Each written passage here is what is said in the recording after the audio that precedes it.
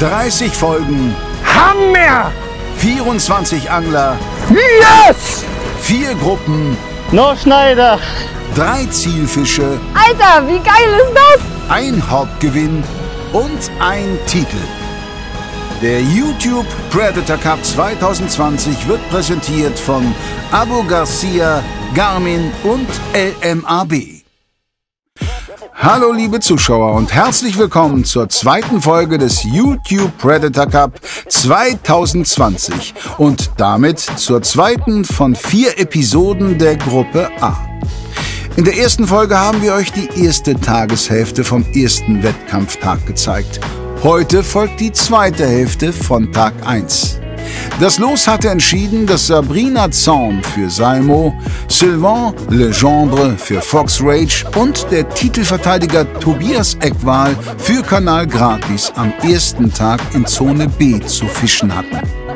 Während Sabrina noch keinen Fisch aufs Maßband bringen konnte, gelang es Sylvain, einen 50er Zander zu landen. Bei Tobias Eckwahl waren es sogar 4 maßige Zander, darunter einen 80er, der einen neuen YPC-Rekord bedeutete.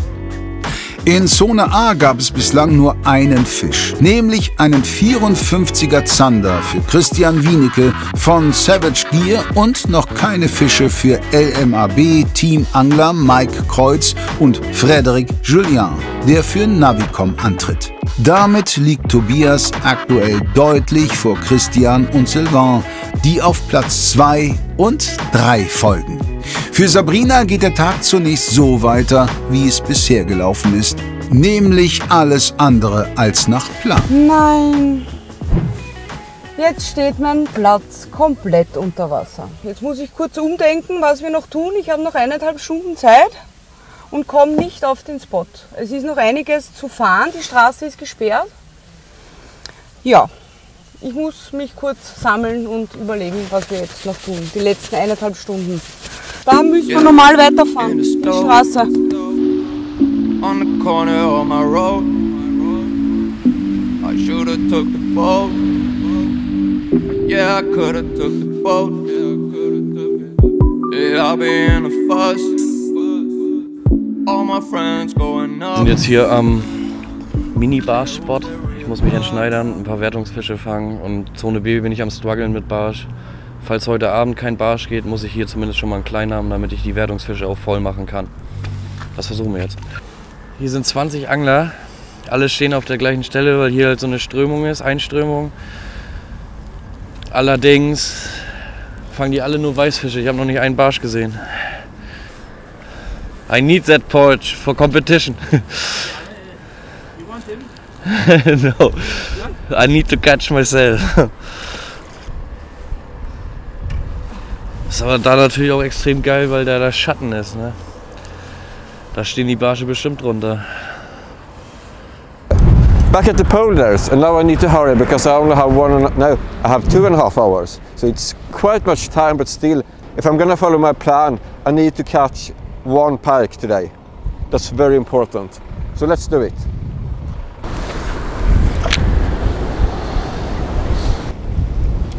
How long time have you been fishing today? Just about 20 minutes. Okay. I just talked to a local angler that fishes up there, and he has been fishing for 20 minutes and has caught a 60 centimeter pike. So that sounds promising. So I think it's gonna, yeah, hopefully I'm gonna catch one as well, because I really need a pike now.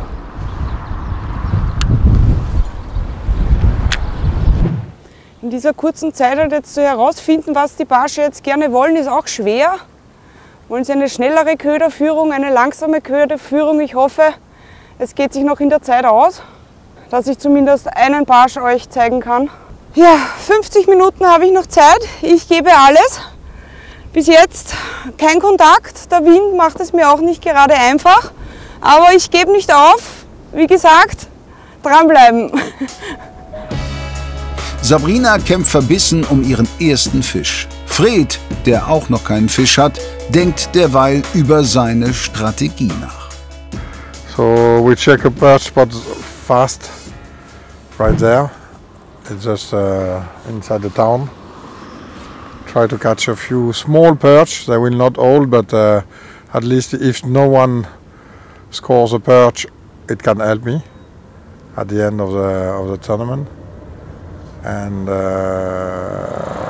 will not be a big one, but I'm around. I need to score a perch fast.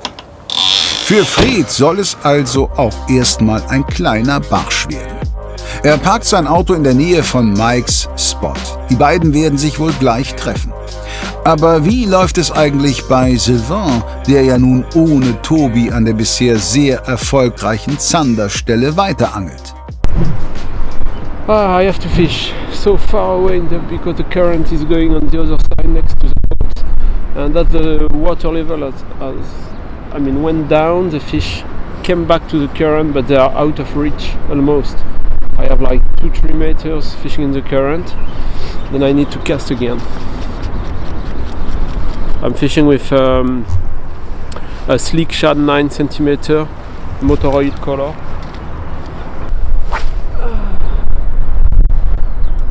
So you see that's a Zander scale. So that was a Zander, but that was by the side, so it would haven't counted. Ja, so habe ich das eingeschätzt. Tobi legt ordentlich einen vor. Wo, weiß ich leider nicht. Sonst könnte ich da morgen hinfahren. Ja, hier wurde ein Barsch gefangen in diesem Hafen, heute anscheinend. Gerade eben. Der hätte mir viele Punkte gebracht. Allerdings, ja, wollen sie bei mir gar nicht. Ich versuch's weiter. Hänge mal kurz. Da muss nur einmal ein Barsch bei sein jetzt. Unseren kleinsten Köfi hier, ich habe den schon gekürzt, aber jetzt haben sie mir den Schwanz abgebissen. Ich probiere es noch einmal so, ob sie noch darauf reagieren, sonst mache ich was Neues ran.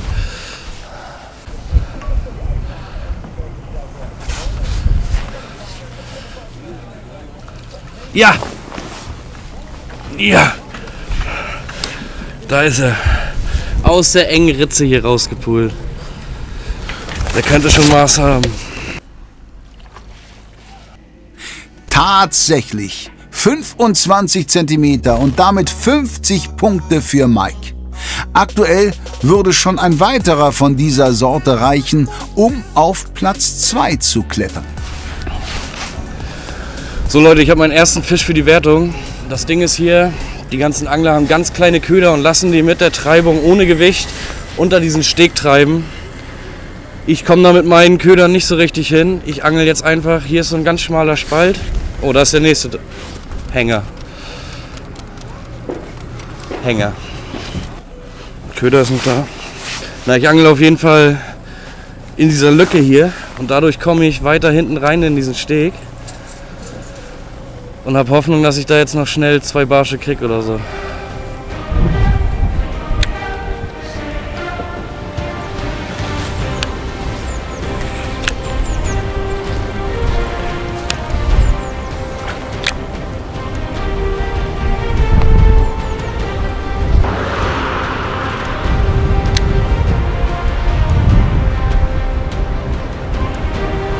Fish!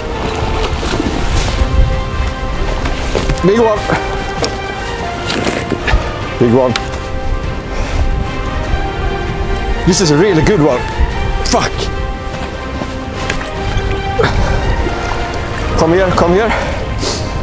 Come here.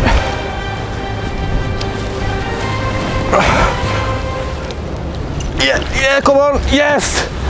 Yes! I managed to catch a pike. And this is a really good one. Good day. My plan is going exactly as I planned. Look how fat it is. Crazy fat. It's not that long actually. Well, it's long, but compared to the weight, it's not that long. But let's see. Let's see. Oh, actually, it's quite long when I see it. It's yeah, 80 centimeter. Beautiful, beautiful pike. I really needed that one. Let's put it back and keep on fishing. And I don't want to throw it in, so therefore I'm gonna put it in the net and then I'm gonna lower it. Bye bye. It's really fat. Perfect. Petri. Petri, dank. Wahnsinn! Tobias fängt an den Poldern einen für seine Wertung extrem wichtigen 80er Hecht. Damit hat er schon 5 von 6 Wertungsfischen und baut seinen Vorsprung weiter aus. 386,8 Punkte. Und als wäre das noch nicht unglaublich genug, schreit er 2 Würfe später schon wieder Fisch! Oh, good one, good one. This is better. I think this is bigger. This is the hardest part. Just take out the net and land it. Please don't. It's not that well hooked. Oh, it's bigger. It's much bigger. Yes. What is happening? What is happening? Crazy. Two big parks on the same spot, but this one is big. Oh. So 83 centimeters. Nice. 83 centimeter pike. Ein Teufelskerl, dieser Tobias Eckwal. Während alle anderen 5 Angler und Anglerinnen mit den schwierigen Bedingungen zu kämpfen haben, angelt der Schwede, als hätte er Asterix seinen Zaubertrank geklaut. Der 83er Hecht ersetzt seinen 43er Zander. Nun liegt Tobias schon bei 413,9 Punkten. Und auch die nächste Hürde meistert er mit Bravour. Okay, good. Yeah. Sorry? You need ID? No, I don't. So, we just got checked by the police if we was allowed to fish here, and we was. So that's good. Good news. Always bring your fish pass and ID when you're out fishing, because you could get checked, and it's not good if you get caught. 50er wird schwer. Seine Rolle ist kaputt gegangen. Das ist nicht meine. Ricardo, schöne Grüße. Deine Rolle ist im Arsch. Ich habe mir eine UL-Route von Ricardo ausgeliehen.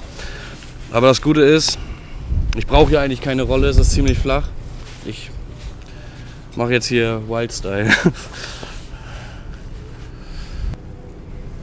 Da ist der erste Fisch gewesen. Hat jemand schon mal in so einem Schlitz geangelt? Funktioniert auf jeden Fall. Da ist der nächste. Ab.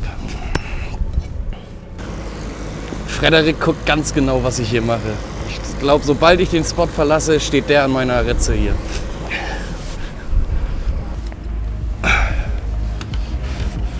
Fühlte sich gut an. Können wir aber nicht gebrauchen. Oh, eine fette. Ah.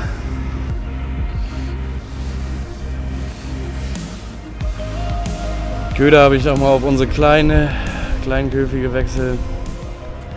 Mal sehen, vielleicht bringt der noch einen Barsch jetzt. Was das Geile ist, ich hatte in den letzten 20 Minuten mehr Bisse wie die letzten 10 Tage in ganz Holland.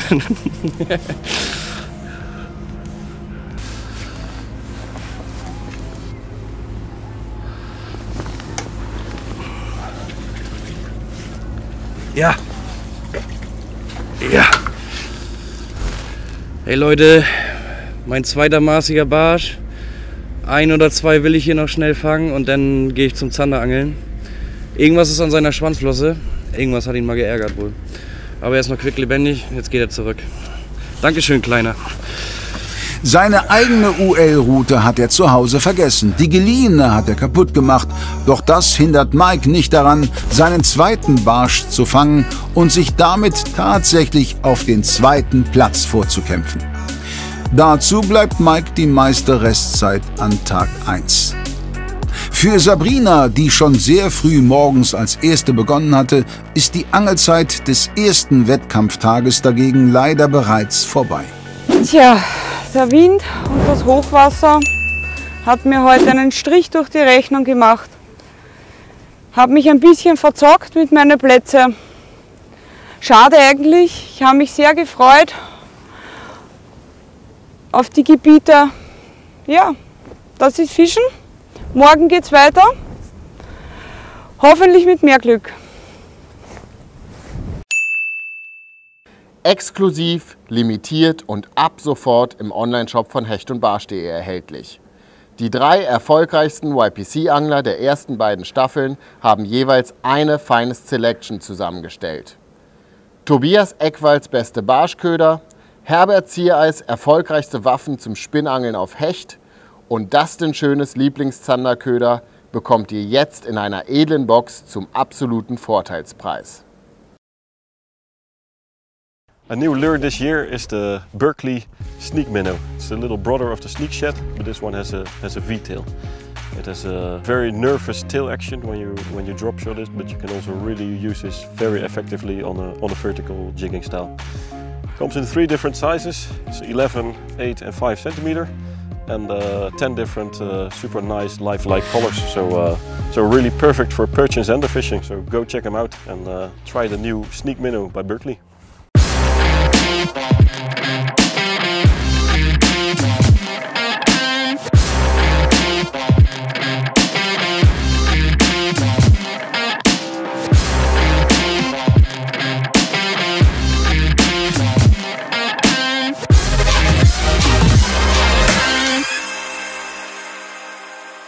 Yeah, in the stove, on the corner of my road.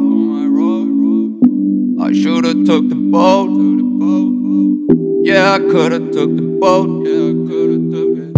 Yeah, I'll be in a fuss. All my friends going up. Wir haben hier das Gewässer gewechselt. Hier vorne ist eine Stelle, da hatte ich vor 3 Tagen einen ziemlich großen Hecht dran. War im ganzen Areal der einzige Kontakt, deswegen auch ein bisschen risikoreich, aber der Spot hier vorne ist halt super markant und ich hoffe, dass das einfach der Standplatz von diesem einen Fisch ist. Weil hier geht so ein Rohr unter der Straße lang, da drüben ist nochmal so ein anderer Polder und das Wasser drückt von da raus. Und alles, was da lang will, muss an dem Türsteher vorbei. Und er weiß das und wartet, um sich die Gäste zu holen. Und der hier hat einen Haken, also los geht's.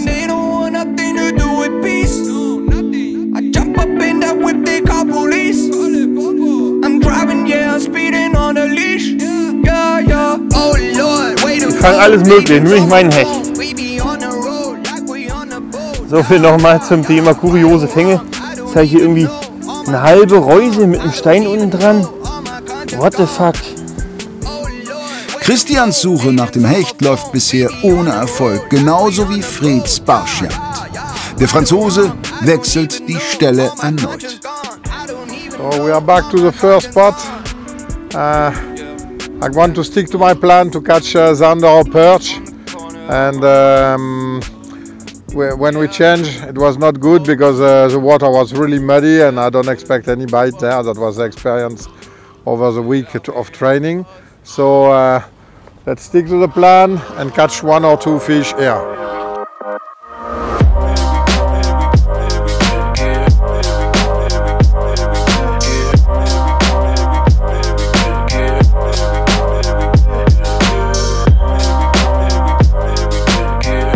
Leute, ich bin hier mit meiner Dropshot-Montage und gefunden am Spot habe ich eine Dropshot-Montage. Ist nicht meine, lag hier rum. Allerdings ist meine ein bisschen besser, weil ich fische mit Titan. Falls mir ein Hecht einsteigt, kassiere ich nicht die minus 20 Punkte oder die Minuspunkte, kriegen wir nicht minus 20, wenn wir einen Fisch verlieren durch Vorfachbruch. Deshalb fische ich mit Titan, geht wunderbar. Das ist das Stroff-Titan zum Knoten. Und damit könnt ihr wunderbar eure Dropshot-Montagen hechtsicher machen. Danke nochmal an Team Illex, Marc Patowski, für dein schweres Dropshot-Blei. Ich hatte so viele Abrisse, ich musste mir gestern Abend noch welche borgen. Dankeschön, ich hoffe, ich fange einen dicken Zander damit.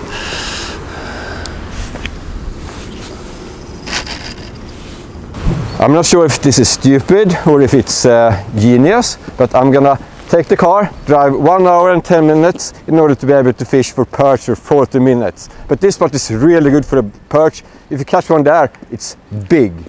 But I'm gonna lose so much time. But the thing is, the only thing I can upgrade now is from a 53 centimeter zander to an 80 centimeter pike, and it's like 15 points. And it would be much better if I caught a 50 centimeter perch. So let's do it. Let's be quick.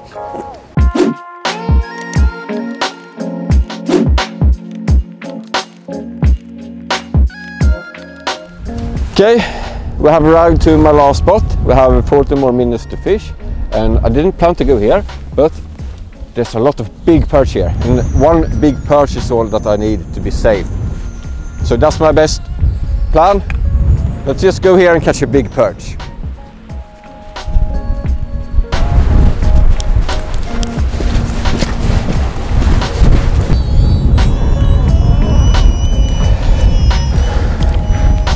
Oh fuck.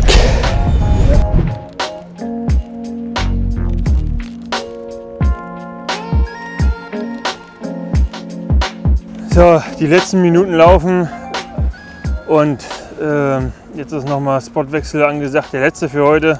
Dann ist meine Zeit vorbei, deswegen muss ich ein bisschen Gas geben. Da ist noch eine Stelle, da ist viel Futterfisch und da hoffe ich jetzt einfach nur, dass da noch ein Zander, Hecht, Barsch, irgendwas kommt. Los geht's.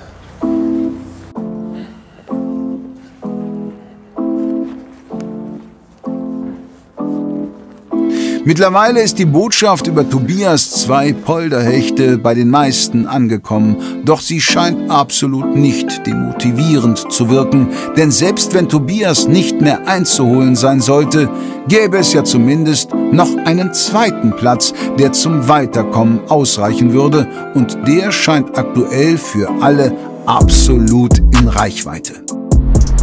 So we are still on the same spot, and just so that Tobias has made 2 pikes, which is a super performance, but which is okay because the second spot is still open for anyone. Because I think then you have Christian with 1 fish, I think, me with 1 fish, Sabrina, I don't know, and another guy has 1 perch. I think so.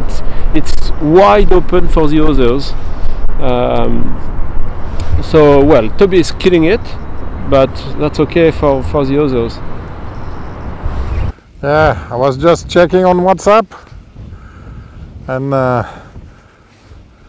after the rain, more bad news. Toby caught 2 nice pike, 80 and 83, so that put him in the lead that's for sure.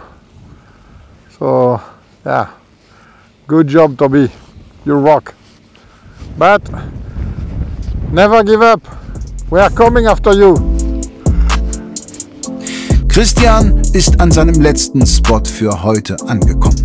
Doch von den Bedingungen, die er vorfindet, ist er überhaupt nicht begeistert. Jetzt ist zwar leider nicht die Strömung wie die letzten Tage hier, das ist sehr bitter für mich. Aber hier vorne ist ausgespült, vielleicht steht halt trotzdem einer unten im Loch und wartet, dass die Strömung wieder beginnt. Ich brauche mehr Blei. Hier so ein Seitenwind, da war definitiv ein Biss. Da redet die Judenspitze, puh!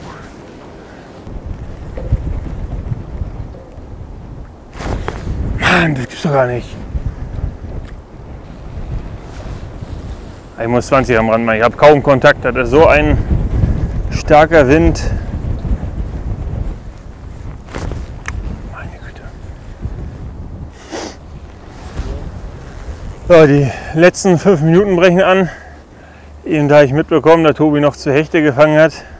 Puh, harter Schlag gerade. Aber okay, ist halt so. Bei mir sollte es nicht sein mit dem Hecht. Muss ich halt morgen zusehen, dass das mit dem Hecht klappt. Und natürlich noch mehr Zander und Barsche. Der Bereich B oder Zone B ist eher mein Ding. Im Prinzip da war Tobi heute auch. Da hoffe ich, dass ich dann morgen auch so viele Fische fangen kann. Und noch einen Barsch dazu.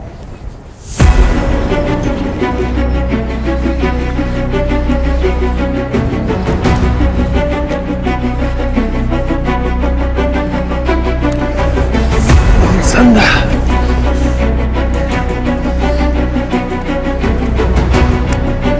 Ja, auf die letzten Minuten. Jetzt aber schnell.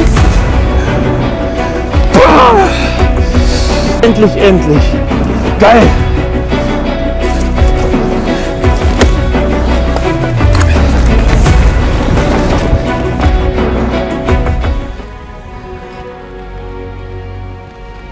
$59. Geil!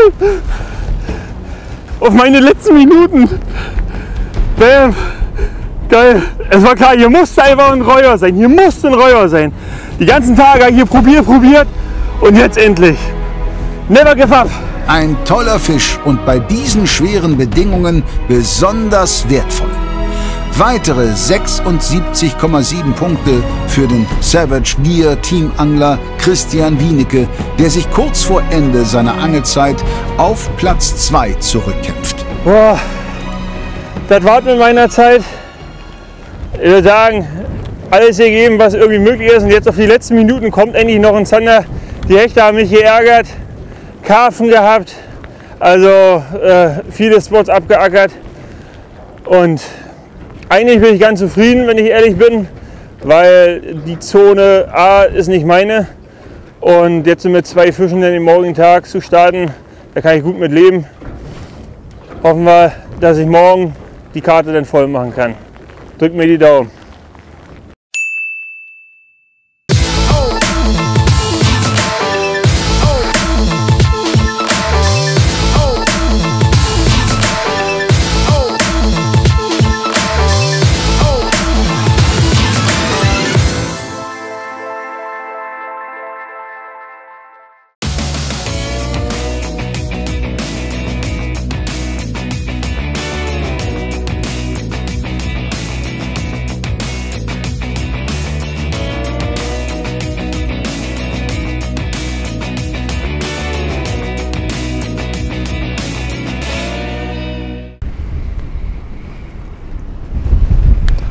Wir fahren zu meinem anderen Spot. Gefällt mir hier nicht. Kein gutes Gefühl. Wir fahren jetzt den letzten Spot an und den fischen wir bis heute Abend. Sauber aus.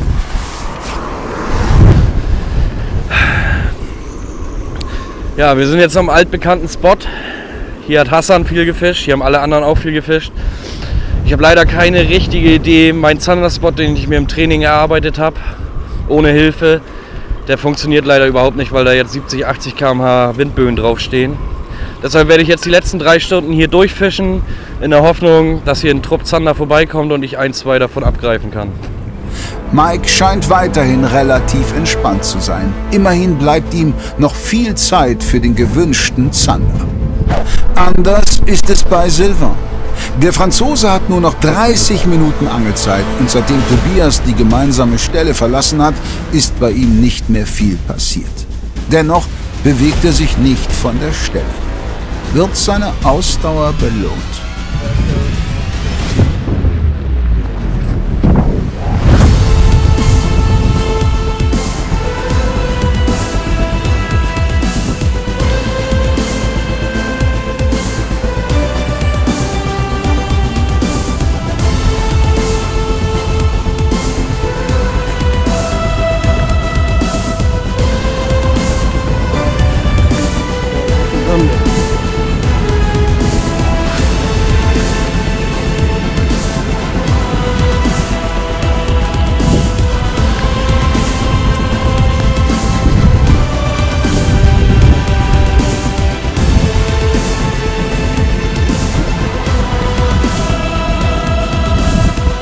Was für eine Kanone!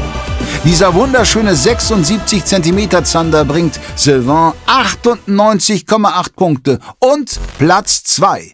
Gut, dass er trotz der langen Durststrecke hartnäckig an dieser Stelle geblieben ist. Dieser Fisch ist für den Kampf um das Viertelfinale enorm wichtig. So, finally I got a good zander.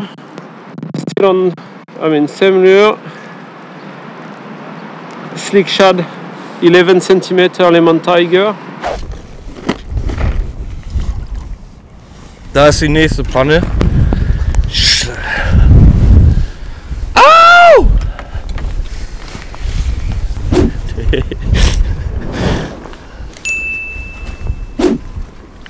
Ja, was ich euch auf jeden Fall empfehlen kann hier auf diesem Spot, schwimmende Angelprodukte. Ich hätte schon einiges verloren, würden die nicht schwimmen. Das ist einfach zu windig, mir fliegt hier alles weg. Ja, schöne liebe Grüße Malte Gatz für die Dropshot-Bleie. Das schwerste und beste davon habe ich hier da hinten so auf 30 Meter Tiefe ungefähr hingelegt.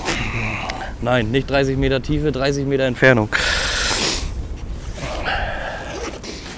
Absoluter Liebling hier auf Zander, hat mir im Training schöne Fische beschert. ist extrem klein, aber ich hatte das Gefühl, auch die Hechte und Zander haben alle besser auf kleine Köder reagiert. Deshalb fische ich relativ klein und habe Hoffnung, dass vielleicht noch ein Barsch mit einsteigt. Hier verzichte ich auf meine Hechtversicherung, weil ich im Training hier nicht einen einzigen Hecht gefangen habe. Und ja, das Wasser ist auch verdammt trüb. Ich glaube, und die Hechte stehen flacher, hier ist tiefer. Ich glaube, hier ist absolut nicht die Gefahr, einen Hecht zu fangen. Da gehe ich das Risiko mit den 20 Minuspunkten ein.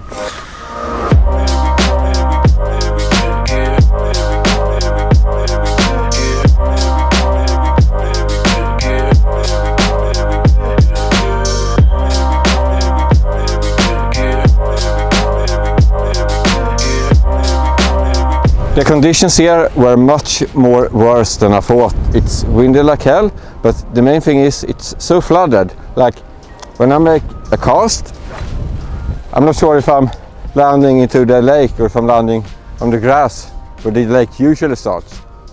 So I have like 2 more minutes, but I don't think I will catch anything. But still, it was worth a try because I could have caught a big perch here, and then I think I would be like 100% qualified to the next round.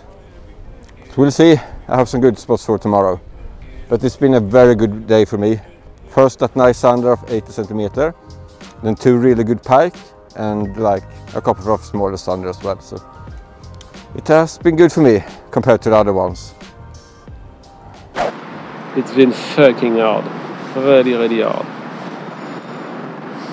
I was expecting to have 2 sanders today, but in 2, 3, 4 hours and then go to the polders. But I had no chance to do it. Each time I wanted to leave, I had something that make me stick here, a bite, something. So at the end we didn't move for just 2 sanders. So tomorrow will be challenging. Tomorrow we spend a couple of hours on a perch spot next to the camp because I want to give myself a chance to have the 3 species, and if we don't catch that big perch, then we go to the polders. Come on, baby, give me a bite. On the corner of my road, I should've took the boat. Yeah, I could've took the boat. Yeah, I'll be in a fuss. All my friends going up. I can fish for 1 more minute, but I'm stuck. Let's see if I can get it up. Yeah, I got it up. I thought I would get snagged, but yeah, that's it. That's it for me of the first day fishing with the Flatness Mini. That's it. Let's go back home and prepare for tomorrow, because tomorrow is gonna be epic. Then I'm going all in for a big perch. Over and out. Tobias packt ein und auch Sylvain macht zeitgleich seinen letzten Wurf. Trotz seines aktuell 2. Platzes hadert er mit den Entscheidungen, die er heute getroffen hat. Ended.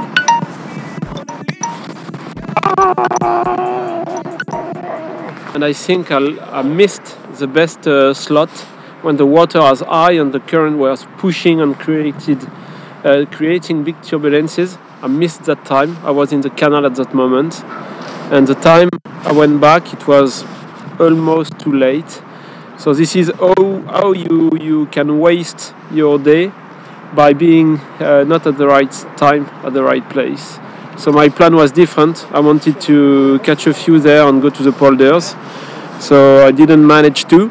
So tomorrow I need to do my best. Try to catch 1 perch and then go only for pike. That's the target. See you tomorrow. Fred wechselt zum letzten Mal die Stelle, doch ihm bleiben nur noch ein paar Minuten.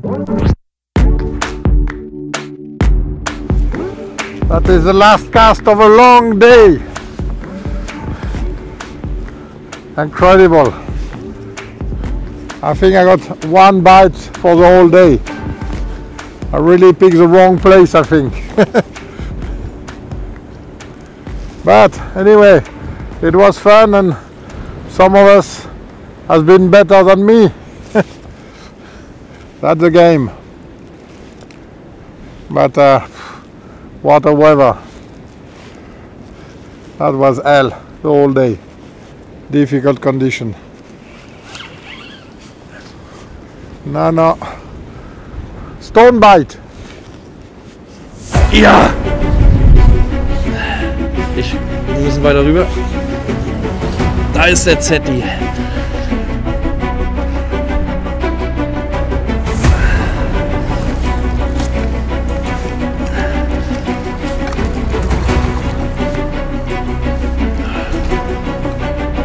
Ja! Ja! Das war Herbert sein Schlachtruf, aber ich hab ihn!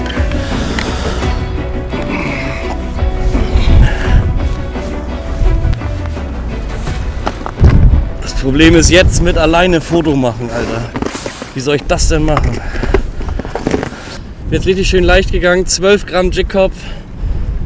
Den wollte er. Auch bei dem Sturm habe ich ihn noch geführt gekriegt. Jetzt darf er mir nicht runterfallen. Scheiße, mein Akku ist leer. Ja Leute, da ist er, den kleinen Zetti, den ich gebraucht habe. 52 cm, der gibt mir ordentlich ein paar Punkte. Ich bin glücklich, ich muss jetzt schnell weitermachen. Wenn einer gekommen ist, kommt vielleicht mehr. Ich muss mich jetzt beeilen, er muss schnell wieder rein.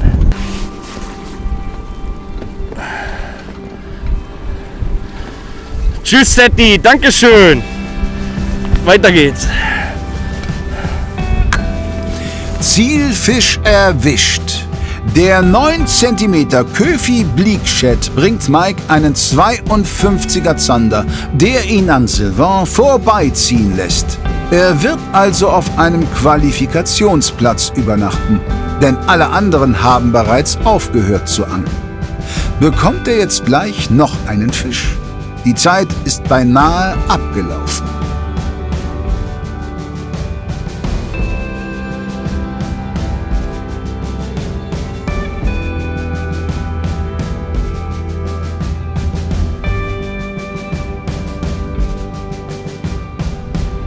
So Leute, mein Tag ist vorbei, wir haben 19 Uhr.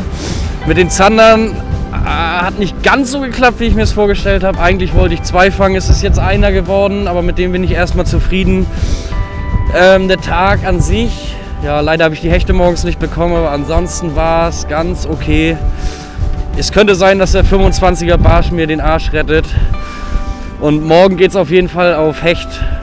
Schöne Hechte und große Zander, das ist der Plan. Also wir sehen uns morgen wieder. Ich freue mich aufs Abendbrot. Das war's. Der erste von 2 Wettkampftagen ist vorüber. Extrem hartes Angeln, nur einen schien das keineswegs zu stören. Titelverteidiger Tobias Ekwal liegt nach Tag 1 mit 413,9 Punkten vorne.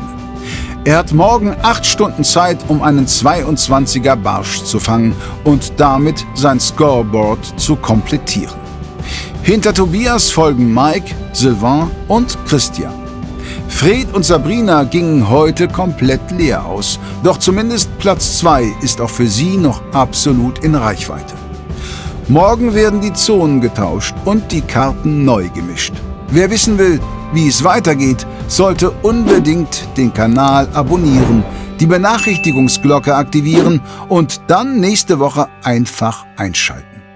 Wir freuen uns über Likes und Kommentare. Macht's gut! I guess that might be us now. Yeah, always on the road, I never home. Got a couple bands on my own.